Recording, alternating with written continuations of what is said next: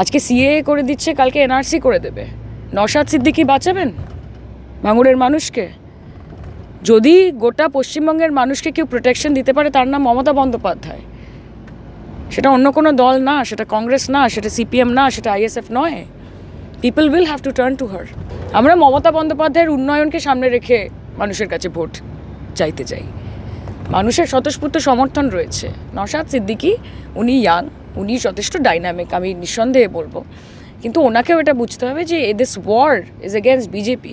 মমতা ব্যানার্জিও মনে প্রাণে সিএর পক্ষেই নিচ্ছে, কারণ যারা পার্লামেন্টে ভোটদান থেকে বিরত ছিল তাদেরকে দল থেকে বহিষ্কার তো দূরের কথা, তাদের বিরুদ্ধে কোনো দলীয়ভাবে স্টেপ নেওয়া তো দূরের কথা, তাদের মধ্যে আবার দুজনকে টিকিট দিলেন।